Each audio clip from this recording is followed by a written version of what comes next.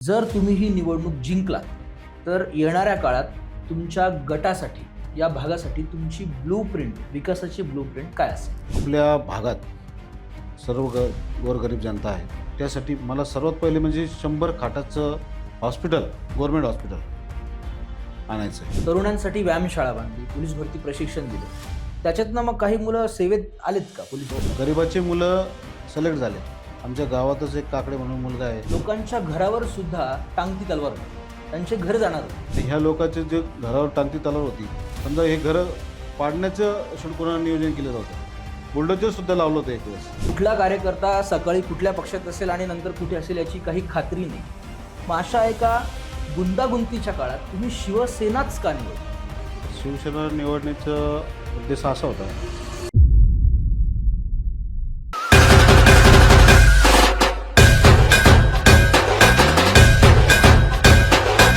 मंडळी नमस्कार, मी युवराज चव्हाण. मंडळी, सध्याच महाराष्ट्रात जिल्हा परिषदेच्या निवडणुका जोरदार लागल्या आहेत आणि याच अनुषंगाने छत्रपती संभाजीनगर जिल्ह्यातील वडगाव कोल्हाटी बजाजनगरचे सरपंच, जे जिल्ह्याचे नामदार मंत्री आणि पालकमंत्री संजय शिरसाट यांच्या अत्यंत विश्वासू समजले जातात, असेच एक व्यक्तिमत्व सरपंच सुनील काळे आज आपल्या सोबत आहेत. चला तर मंडळी, आज त्यांच्यासोबत लागलेल्या निवडणुका संदर्भात राजकीय गप्पा मारूयात. सर, स्वागत आहे तुमचं. नमस्कार. सर, माझा मुलाखतीचा पहिलाच प्रश्न आहे. आज वाळूज बजाजनगर वडगाव कोल्हाटी हा एक कामगारांची वसाहत किंवा कामगारांचा भाग म्हणून प्रसिद्ध आहे आणि आज तुम्ही सुद्धा राजकारणात येण्या अगोदर एक कामगार होतात.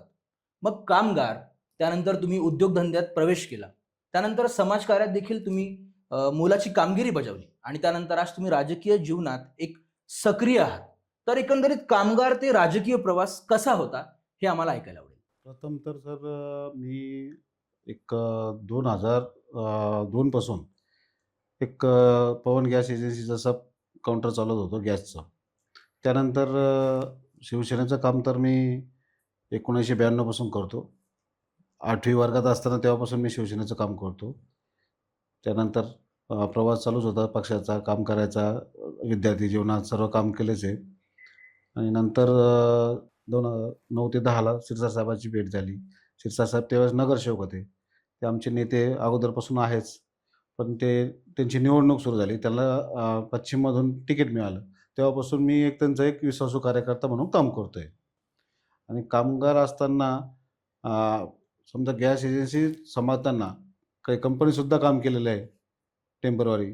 तर त्याची जाणीव ठेवून कामगाराचे प्रश्न कसे सोडवता येईल त्यासाठी जास्त करून राजकारणात महत्त्वाची भूमिका बजावत आला होता. अच्छा, म्हणजे तुम्ही मुळात जे कडवट शिवसैनिक असतात, एका शिवसैनिकापासून तुमचा हा प्रवास सुरू झाला. Yes. आम्हाला अशी माहिती मिळाली की आज जे एक फुललेलं बजाजनगर आहे हे असं नव्हतं. या अगोदर इथे सांडपाणी तर सोडा, लोकांच्या घरावर सुद्धा टांगती तलवार होती, त्यांचे घर जाणार होते. त्या काळात या लोकांना त्यांच्या हक्काचं घर देणं आणि त्यांना अधिकृतरित्या सिडकोमध्ये आणण्यासाठी तुमची फार मोठी भूमिका होती. तर नेमकं हे काय होतं? सर, 2011 पासून गट नंबर 5 ते 13 मध्ये वडगाव कोल्हाटी इथं नवीन वसाहत तयार झाली. त्यावेळेस साहेबांनी मला ग्रामपंचायतला निवडून आणलं आणि मी त्यावेळेस उपसरपंच झालो. उपसरपंच झाले असताना गट नंबरमध्ये जे वसाहत निर्माण झाली तिथं बिल्डरांनी कोणतीही सुविधा दिलेली नव्हती. आणि अनलिगली प्लॉट म्हणता येईल त्याला समजा, किंवा NA45 केलं. त्याच्यानंतर त्या सुविधा दिल्या तर नाहीच. त्याच्यानंतर असं झालं की सिडकोचा भाग तो होता. तर सिडकोचा भाग असल्यामुळं सिडकोने त्यांच्यावर ताबा करण्याचा प्रयत्न केला त्या जागेवर. तर त्या जागेवर ताबा करण्याचा प्रयत्न केला. त्यानंतर मग मी ह्या समस्या घेऊन आपल्या शिरसाट साहेबाकडे गेलो. ते आमदार होते. आमदार असताना त्यांना मी ह्या समस्या सांगितल्या. त्यासाठी आम्ही साहेबासोबत जाऊन, मुंबईला जाऊन, सिडको ऑफिसला जाऊन सर्व प्रयत्न करून सिडको आपण ह्या गट नंबरमध्ये हटवलं प्रथमतः. आणि ह्या लोकांची जी घरावर टांगती तलवार होती, समजा हे घरं पाडण्याचं सिडकोनं नियोजन केलेलं होतं. बुलडोजर सुद्धा लावलं होतं एक वेळेस. हे सगळं थांबवलं शिरसाट साहेबांनी फक्त. आणि त्यांच्या माध्यमातूनच आज ते घरं जागेवर आहे. म्हणजे असं म्हणायला हरकत नाही मंडळी की आज जी फुललेली वसाहत आहे यामागे खारीचा नाही तर सिंहाचा वाटा आपल्या काळे साहेबांचा आहे. काळे साहेबांचं म्हणल्यापेक्षा शिरसाट साहेबांचं. आता ते तुमचं पक्षप्रेम. नाही, पक्षप्रेम म्हणजे ते आहेच तसे. त्यांच्यावर प्रेम करण्यासारखे, कारण की त्यांच्यावर प्रेमच तेवढी जनता करते. मग या वसाहतीला धरूनच पुढचा प्रश्न असा आहे की त्या काळात इथे ड्रेनेज लाईन नव्हत्या. मग जे शौचालयाचे जे खड्डे असायचे ते ओव्हरफ्लो झाल्यानंतर ते पाणी पूर्ण वसाहतीत शिरायचं. त्या काळातही तुम्ही मोठमोठे कामं केलेत. नेमकं ते समजून सांगा आम्हाला. काय झालं 2011 ते 14 पर्यंत लोकांनी स्वच्छखड्डे करून ते टिकले त्यांच्याकडे. पण 2014 नंतर ते स्वच्छखड्डेचं काही 2 वर्षाच्या वर ते स्वच्छखड्डे चालत नाही. कॅपॅसिटी त्याची. सर्व लोकांच्या घरात पाणी घुसणं, ड्रेनेजचं, मग रोगराई वाढणं, मग डेंग्यूचे प्रमाण एवढं वाढलं होतं की काही 1-2 ठिकाणी मृत्यू पण झाला लहान मुलांचा. पण ह्या गोष्टी मग साहेबाच्या कानावर घातल्या. तर साहेब आपलं वसाहतीत असं ड्रेनेजचं पाणी येत आहे. याला काहीतरी आपल्याला नियोजन करावं लागेल. त्यावेळेस साहेबांनी 50 लाख रुपये दिले निधी, आणि 50 लाख रुपयातून कमीत कमी 1000 मीटरचं काम त्या त्या पिरियडमध्ये झालं. 1000 मीटर. हो, 1000 मीटरचं काम. कारण त्यावेळेस एवढा खर्च नव्हता. आज त्या कामाला जास्त 50 लाख रुपयात आज काहीच होत नाही. काहीच होत. पण त्या पिरियडमध्ये 2014-15ला ते काम आपण केलं. त्याच्यानंतर साहेबांनी परत 2017ला परत ड्रेनेजसाठी मला एक 80 लाख रुपये दिले. त्याच्यातही आपण पूर्ण मुख्य लाईन टाकली. ती पुण्यनगरीचा रस्ता म्हणून आहे तिथं गट नंबरमध्ये कोणता नगर? पुण्यनगरी रोड म्हणतात त्याला. पुण्यनगरी. अच्छा. हां, पुण्यनगरीची व्यवस्था आहे तिथं. काही लोकं पुण्यनगरीचे राहतात आणि पुण्यनगरीचे ज्या मालक आहेत त्यांची जमीन आहे तिथे. तर त्या रोडला सुद्धा आपण ड्रेनेज लाईन टाकली, आणि मुख्य नाला जो येणार आहे आपला वडगावचा, त्या नाल्यातून सुद्धा आपण ड्रेनेजची मोठी लाईन टाकून आज 99% ड्रेनेजचं काम झालेलं आहे गट नंबरमध्ये. क्या बात आहे. आता बातमी अशी आहे की तुमच्या बजाजनगरमध्ये गटामध्ये एक मोठं हॉस्पिटल येतंय. तर ते हॉस्पिटल येण्यामागे तुमची फार मोठी भूमिका आहे, किंबहुना ती जागा सुद्धा त्यावेळी उपलब्ध नव्हती. तर नेमकं ही घटना काय आहे? हॉस्पिटल म्हणजे त्या 100 खाटाच्या हॉस्पिटलसाठी आपण खूप प्रयत्न केले. अजून ते म्हणजे आपल्याकडं ते मंजूर नाही झालेलं आहे. आपल्याकडं 200 खाटाचं जे आहे ते करोडीमध्ये मंजूर झालं आहे. आपला 100 खाटाचं जे आपलं नियोजन चालू आहे, ते साहेबाचे खूप प्रयत्न चालू आहे त्यासाठी, आणि ते नक्कीच लवकरात लवकर ते तयार होईल. जागा पण सिडको देण्यास तयार आहे त्यासाठी. त्यासाठी तुमचा पाठपुरावा कायम असेल. कायम सुरूच आहे. 10 वर्षापासून पाठपुरावा चालू आहे आणि आहे. त्या अगोदरही आपण उपकेंद्र मंजूर करून घेतलेलं आहे. 2012ला आपण उपकेंद्र मंजूर करून आज सुस्थितीत आता आपल्याकडे मोठादेवी मंदिरापाशी आहे तिचं. सर, आत्ताचा प्रश्न थोडा राजकीय आहे. सध्या देशामध्ये राजकारणाचा एक चिखल झालाय. कुठला कार्यकर्ता सकाळी कुठल्या पक्षात असेल आणि नंतर कुठे असेल याची काही खात्री नाहीये. मग अशा एका गुंतागुंतीच्या काळात तुम्ही शिवसेनाच का निवडली? तर शिवसेना निवडण्याचा उद्देश असा होता, आमचं जे बाळासाहेबांवरचं प्रेम सगळ्यात पहिले, आणि बाळासाहेबांनी घडवलेले जे एकनाथ शिंदे साहेब आहे, त्यांची समाजासाठी जी तळमळ आहे, शिवसैनिकासाठी जी तळमळ आहे, त्यांनी केलेलं कार्य, त्यांनी आज महाराष्ट्रात सर्वात लोकप्रिय मुख्यमंत्री होऊन गेलेले आहे. त्यानंतर त्यांनी जी लाडकी बहिणीसाठी जी योजना आणलेली आहे, ती जी योजना आणली आहे सर, असं ती योजना आज कोणीच आणू नाही शकलं. आणि आज जे काम करत आहे, आरोग्यावर असो किंवा लाडकी बहिणीवर असो, त्यांच्यासारखं कोणी काम करू शकत नाही. आणि त्यांनी सर्व जाती धर्माचे, म्हणजे शिरसाट साहेब असो या इतर कोणत्याही समाजाचा त्यांच्याकडे भेदभाव नाही आहे. त्यांना अशी जाणीव आहे की त्यांनी प्रत्येक समाजाला न्याय दिलेला आहे, आणि शिरसाट साहेबाला सुद्धा त्यांनी मंत्रिपदावर बसवलेलं आहे. आणि त्यांनी मंत्रिपदावर बसवल्यामुळं आज त्यांचीच प्रेरणा घेऊन मी पण 2011 पासून उपसरपंच आहे. मी पण शिवसेनेच्या माध्यमातूनच काम करतोय आतापर्यंत, आणि असेच काम करण्याची तळमळ आहे. त्यांच्यासारखंच आपण कडवट शिवसैनिक राहून आपण काम करावं, आणि जनतेसाठी सतत लढत राहावं, आणि शिवसेनाच हे काम करू शकते. त्यामुळे शिवसेना जोडली. अच्छा, म्हणजे तुम्ही निष्ठावान शिवसैनिक आहात, त्यात कुठलाच एक प्रश्न नाही. काहीच प्रश्न नाही. निष्ठावंत शिवसैनिक आहे. आता तुमच्या भागामध्ये जवळपास सगळीकडेच प्रत्येक पॅनलमध्ये महिला उमेदवार दिलाय. याच अनुषंगाने प्रश्न असा तयार होतो की तुम्ही या अगोदर महिलांसाठी काय कामं केलेत, किंवा तुम्ही जर निवडून आलात तर कुठल्या अशा महिलांसाठी विशेष उपक्रम आहेत की जे तुम्ही करण्यासाठी तत्पर आहात? महिलासाठी सांगायचं म्हणलं तर सर, महिला आता शिंदे साहेबच लाडकी बहीण. लाडकी बहीण आहे. हां. शिंदे साहेबाच्या लाडकी बहीण आहे, ते तर आहेच. पण सुरुवातीपासूनच महिलासाठी काम करायची इच्छा होती. त्यासाठी आपण सर विधवा महिला असतील किंवा अपंग महिला असतील, ज्यांना कोणी नाही आहे, त्या महिलासाठी आपण रोजगार उपलब्ध करून दिला. कोणाला शिलाई मशीन दिली, कोणाला पिठाची गिरणी दिली, प्रत्येक वेळेस आपण त्यांना मदत करत गेलेलो आहे. कोणाला बचत गटातून कर्ज काढून देण्याचा प्रयत्न केला, कोणाला बँकेतून लोन काढून देण्याचा प्रयत्न केला आणि ह्यासाठी आमची प्रेरणा म्हणजे आशाताई शिरसाट. कारण की त्या सतत ह्या गोष्टीसाठी मला मदत करत असतात.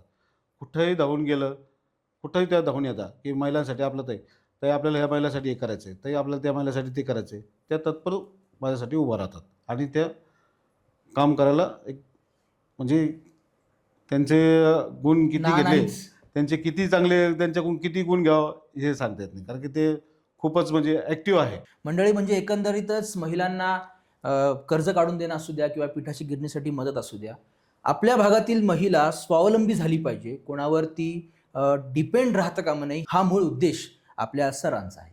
सर, याला धरून पुढचा प्रश्न असा येतो की आज या भागामध्ये सोसायट्या बऱ्याच आहेत. मग या सोसायटींना ज्या प्राथमिक गरजा असतात, मग ते CCTV लावणं असू द्या किंवा चांगले रस्ते असू द्या किंवा रस्त्यावरील खांबावरील जे दिवे असतात, लाईट असू द्या, या अनुषंगाने काय प्लॅन आहे? सर CCTVचं सांगायचं जर झालं तर CCTV कॅमेरे आपण वडगावमध्ये एक 70% CCTV कॅमेरे बसवले आहे. अच्छा. आणि सांगायचं सर मोठी गोष्ट सांगत नाही. साहेबाच्या माध्यमातून आपण आज 10 कोटी रुपयाचं प्रोजेक्ट बनवतोय CCTV कॅमेरा. 10 कोटी? 10 कोटी रुपयाचं आहे. की ते प्रत्येक चौकात आपण CCTV कॅमेरा बसवायचं आपलं नियोजन आहे.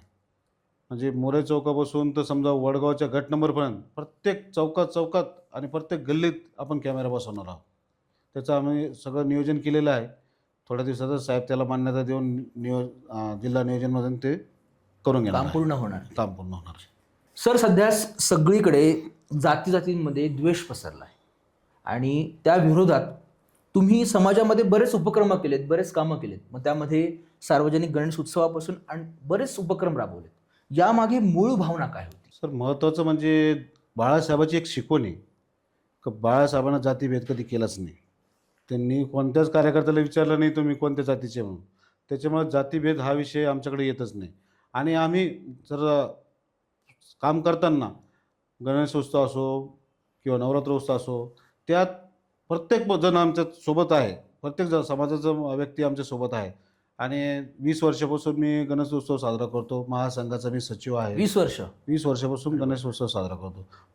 मोठा देवी नवरात्रोत्सव आम्ही साजरा करतो. त्यात पण मी तिथं अध्यक्ष आहे बऱ्याच वर्षापासून. मी ते काम बघतो.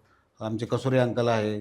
त्यांच्या माध्यमातून आम्ही ते काम करतो. ते पण साहेबाचे कार्यकर्ते, जिल्हा परिषद सदस्य होते ते पण साहेबाचे कार्यकर्तेच आहेत. तर त्यांच्या माध्यमातून आम्ही हे दोन्ही कार्यक्रम 20 वर्षापासून घेतो. आणि तिथं असं जातीभेद हे म्हणजे जात तिला निर्माण करणं हा प्रयत्न आमच्याकडून कधी झालाच नाही. आणि सगळ्या जाती एकत्र करण्याचा आम्ही प्रयत्न केला. सगळ्यांना सोबत घेऊन सोबत घेऊनच चाललेलो. तसंच सर आम्ही म्हणजे जात तुम्ही जसं म्हणताय किंवा जात तिला निर्माण होणं हे ते. तर बाबासाहेबाचा भव्य दिव्य पुतळा आम्ही फुलेनगरमध्ये बसवला साहेबाच्या माध्यमातून. त्याच्यामुळे नंतर महात्मा फुलेचं स्मारक बजाजनगरमध्ये स्थापन केलं. शिवाजी महाराजाचं स्मारक स्थापन केलं. त्यानंतर अहिल्याबाई होळकरचं स्मारकाची आता तयारी चालू आहे आमची. भविष्यात आम्ही ओएससी चौकात संभाजी महाराजाच्या पुतळ्याचे बसवणार आहोत.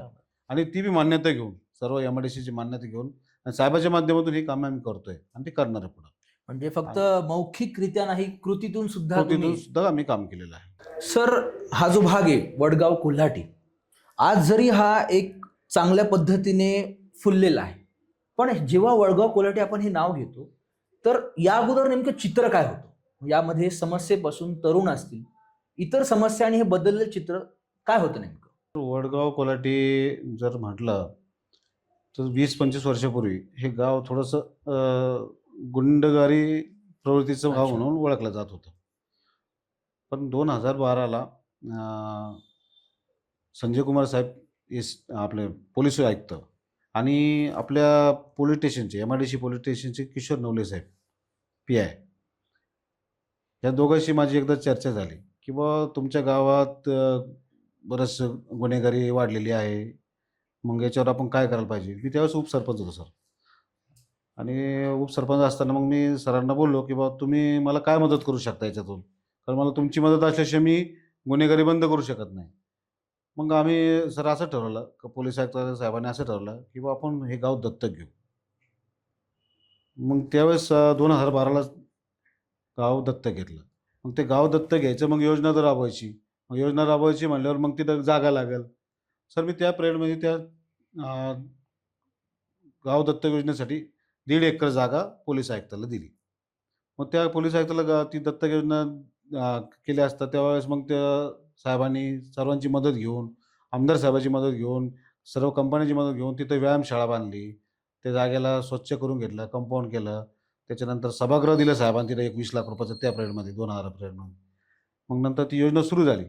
मग त्या योजनेतून सर मग युवकांसाठी, मुलींसाठी समजा पोलीस प्रशिक्षण चालू केलं आपण. महिलांसाठी शिलाई मशीन प्रशिक्षण. परत म्हणजे असे मार्गदर्शन करणारे लोकं बोलवले, की बुवा आपल्याला काय लोकांना रोजगार देता येईल. मग त्या माध्यमातून आपली बऱ्याचशा सुधारणा झाल्या. म्हणजे सर्वांचं सहकार्य होतं त्याच्यामध्ये. मग तिथं काही असं पक्ष वगैरे काही नव्हतं, की बुवा ह्याच पक्षाच्या लोकांनी काम करावं. सर्व पक्षीय लोकांना मिळून तिथं काम केलं आणि आज गाव त्यामुळंच आज सुस्थितीत आहे. म्हणजे चांगल्या पद्धतीनं गाव चालू आहे आज आणि गुन्हेगारी 90% कमी झालेली आहे. थोडीफार 10% आहे. आता ते तर कुठेही चालतंच. हां. पण मग आता आपण ते पण कमी करण्याचा प्रयत्न करतोय. जसा तुम्ही उल्लेख केला, की तरुणांसाठी व्यायामशाळा बांधली, पोलीस भरती प्रशिक्षण दिलं. त्याच्यातनं मग काही मुलं सेवेत आलेत का पोलीस हो, भरतीच्या? हो, नक्कीच. भरपूर मुलं गरिबाची मुलं सिलेक्ट झाले. आमच्या गावातच एक काकडे म्हणून मुलगा आहे. जोगेश्वरी गावची सुद्धा मुलं येत होती. ते जोगेश्वरीची एक पन्हाळ म्हणून एक मुलगी आहे, ती पण सिलेक्ट झाली. असे बरेचसे मुलं त्या प्रशिक्षणातून सिलेक्ट झाले आणि आज ते सेवेत आहेत. म्हणजे खरंच तळागाळातील युवकांना फक्त त्यांचे प्राथमिक प्रश्न न सोडवता त्यांच्या जीवनात सुद्धा बदल कसा घडतील यासाठी काळेसाहेबांनी प्रयत्न केले. तसंच सर तुमच्या या भागामध्ये बऱ्याच मंदिरांच्या बांधणीमध्ये तुमचा एक सक्रिय सहभाग होता. हे करण्यासाठी तुम्हाला प्रेरणा कशी मिळाली किंवा का करावं वाटलं हे? नक्कीच सर. काय आहे आपण हिंदू धर्माचे आहोत. आपण हिंदू धर्माने जर आपण चालत जातोय, तर आपल्या भावना आहेत त्या मंदिराशी जुडलेल्या भावना असतात सर्वांच्या. तर मी समजा बऱ्याचशा मंदिरात सहभाग आहे माझा. समजा गणपती मंदिर आहे वडगाव कोल्हाटीला, तिथं गणपती मंदिर मी बांधून दिलं. अयोध्यानगर म्हणून तिथं भाग आहे, तिथं राम मंदिर बांधून दिलं. त्याच्यानंतर आज बालाजी मंदिर तयार आहे बजाजनगरमध्ये. त्या बालाजी मंदिरात पूर्ण सहभाग माझा आहे. तिथं मी ते मंदिर बांधलं, तिथं साफसफाई करून घेतली. गट नंबरमध्ये काय हनुमान मंदिर आहे, माऊली नगरमध्ये. बऱ्याच ठिकाणी आपण मंदिर आणि स्मारकासाठी भरपूर आपण प्रयत्न केलेले. बजाजनगरचा जो मुख्य चौक आहे, महाराणा प्रताप चौक म्हणून ओळखला जातो. सर महाराणा प्रताप चौक ओळखला जातो, पण तिथं महाराजाचं स्मारक म्हणजे महाराणा प्रतापांचं स्मारक आपल्याला असं भव्य-दिव्य स्मारक आपण तिथे उभारणार आहोत. कारण की त्यांची प्रेरणा सगळ्यांना मिळावी, त्यासाठी आपण ते स्मारक बनवतोय आणि आपण नक्कीच 1 ते 1.5 वर्षात ते स्मारक आपण साहेबाच्या माध्यमातून बांधणार आहोत. तसंच गट नंबर 10/1 मध्ये शिवरस्त्याला छत्रपती शिवाजी महाराजांचं स्मारक आपण तिथं बनवतोय. म्हणजे असे बरेचसे आपल्याला स्मारक म्हणजे याच्यातून आपल्याला सर्व युवकांना प्रेरणा प्रेरणा मिळावी, मिळण्यासाठी. की आणि इतिहास आपला टिकून राहावा, बरोबर. की महाराज कोण होते, काय होते, हे सर्व आपल्याला माहिती पाहिजे. राणी लक्ष्मीबाई कोण होत्या, अहिल्याबाई होळकर कोण होत्या, ह्या सगळ्या गोष्टी त्यांना आपल्या युवकांना माहिती पाहिजे आणि तो इतिहास टिकून राहावा, त्यासाठी आपण हे स्मारक बनवतोय. आणि साहेबांचं एकच म्हणणं असतं, की "बाबा तू जे काय काम असेल ते मला तू सांगत जा, योग्य काम मी तुझं ते प्रत्येक ठिकाणी तुझ्याकडून माझं काम होऊन जाईल." म्हणून मंडळी आम्ही सुरुवातीलाच ओळख करून दिली, की मंत्री शिरसाट साहेबांच्या अतिशय विश्वासात ओळखले जाणारे आपले काळेसाहेब. सर आता मुलाखतीच्या शेवटाकडे वळूयात. माझा शेवटचा प्रश्न, जर तुम्ही ही निवडणूक जिंकलात, तर येणाऱ्या काळात तुमच्या गटासाठी, या भागासाठी तुमची ब्लूप्रिंट, विकासाची ब्लूप्रिंट काय असेल? प्रथम तर सर मला आपल्या भागात सर्व गोरगरीब जनता आहे. त्यासाठी मला सर्वात पहिले म्हणजे 100 खाटाचं हॉस्पिटल, गव्हर्नमेंट हॉस्पिटल आणायचं आहे आणि माझा प्रयत्न 100% त्यासाठी चालू आहे. दुसरी गोष्ट, आपल्या शाळा भरपूर आहे आपल्याकडं, पण गोरगरिबाची मुलं असल्यामुळं जिल्हा परिषदेची शाळा जी आहे, तर तिच्यासाठी मला प्रयत्न करायचे, की आपली शाळा एकदम सुंदर आणि चांगल्या पद्धतीने राहावं, की तिथं गोरगरिबाची मुलं शिकू शकतात. त्याच्यासाठी साहेबांनी मला 1.5 कोटी रुपये दिले आता अरे बापरे! शाळा बांधण्यासाठी. तर मला मॉडेल शाळा बनायची किंवा अशी शाळा कुठंच नसली पाहिजे आणि त्या शाळेत प्रत्येक मुलानं म्हटलं पाहिजे, की मी स्वतःहून या शाळेत जायला पाहिजे. ते माझं एक विजन आहे. तिसरी गोष्ट म्हणजे आपल्या वडगावला पाझर तलाव आहे. हं. ते पाझर तलावात सर म्हणजे त्याच्यात काय आहे आता घाण पाणी येणे हे किंवा मुरुम चोरी होणे ह्या सगळ्या गोष्टी चालू आहेत. त्या पाझर तलावासाठी सर माझा प्रयत्न चालू आहे, की मी प्रस्ताव पण दाखल केलेला आहे. एक 5.5 कोटी रुपये मला त्याला निधी मिळणार आहे महाराष्ट्र शासनाकडून. तो जर निधी मिळाला मला, तर मी आरोग्य जे आपलं जे तलाव आहे, त्याला असं सुशोभीकरण करून त्याला पर्यटन स्थळ बनवायचं आपलं चालू आहे. किंवा तिथं गार्डन बनवणे, तिथं त्या पाण्यात होडी सोडून तिथं म्हणजे पर्यटन स्थळच बनवायचं आपल्याला. की तिथं प्रत्येक जणांना संध्याकाळच्या टायमाला जावं, बसावं आणि आपलं मन शांत करावं तिथं. त्यासाठी आपण प्रयत्न करतोय. परत आपलं बजाजनगरसाठी बजाजनगरचं सर्वात मोठं आपलं ड्रेनेज तर झालेली आहे. पण एस-टी-पी प्लॅन बाकी आहे. त्याच्यासाठी तो पण काम चालू आहे. पण काही निधीचा अभाव, काही एम-आय-डी-सी ते थोडंसं दुर्लक्ष ते कारणामध्ये रखडलेलं आहे. ते काम साहेबाच्या माध्यमातून कसं पूर्ण करेल, त्यासाठी मी प्रयत्न करतोय. आणि सिमेंट रस्ते, ड्रेनेज लाईन हे तर चालूच आहे. ते कामं गट नंबरसाठी आपण पूर्ण करणारच आहोत. आणि सर्वात महत्त्वाचा विषय म्हणजे गट नंबरसाठी पाणी देणे. पाणी. तर त्यासाठी आपल्याला 39 कोटी रुपये मंजूर करून घेतले आपण.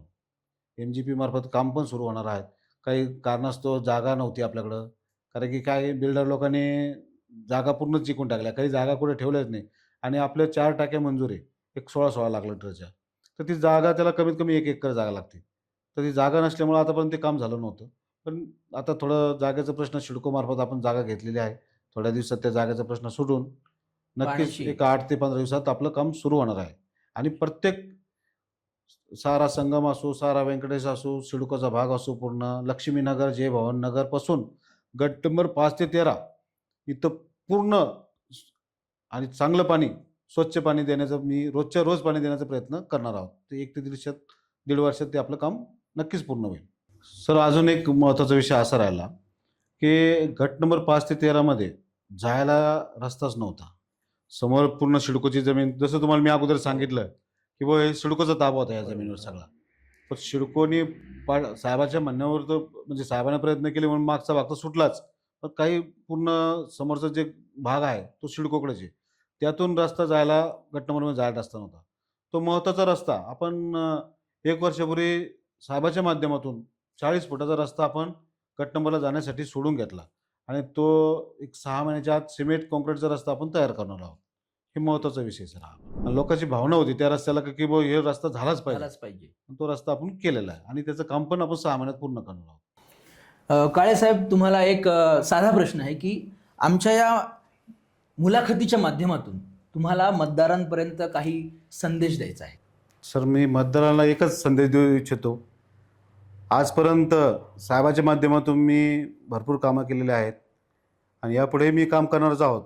परंतु आज जिल्हा परिषद, पंचायत समितीच्या निवडणुका लागलेल्या आहेत. त्या निवडणुकाच्या माध्यमातून गट क्रमांक 50 मधून रक्षांदा शुभम काळे, गण 99 मधून रामभाऊ पाटोळे, गण 100 मधून दशरथ मुळे, गट 51 मधून हनुमानजी भोंडवे, गण 101 मधून बाळासाहेब गाडे, गण 102 मधून रत्नमाला ढमढेरे या सर्व उमेदवाराला आपण निवडून द्यावं आणि त्यांच्या हातून जसं मी काम करत आलेलो आहे साहेबाच्या माध्यमातून त्यांच्याकडून मी सर्व काम करून घेईल ही माझी जबाबदारी राहील आणि त्यांनी त्यांच्याकडून तर काम करूनच घ्यायचं आहे. आपण म्हणजे आज आपली सत्ता आहे, पालकमंत्री साहेब आहे आपले आणि पालकमंत्र्याच्या माध्यमातून आपण सर्व कामं करूच, परंतु यांच्याकडूनही काम करून घेण्याची जबाबदारी माझी राहील. धनुष्यबाणाच्या समोरील बटन दाबून सर्वच्या सर्व 6च्या 6 उमेदवाराला आपण प्रचंड बहुमताने निवडून द्यावं ही नम्र विनंती.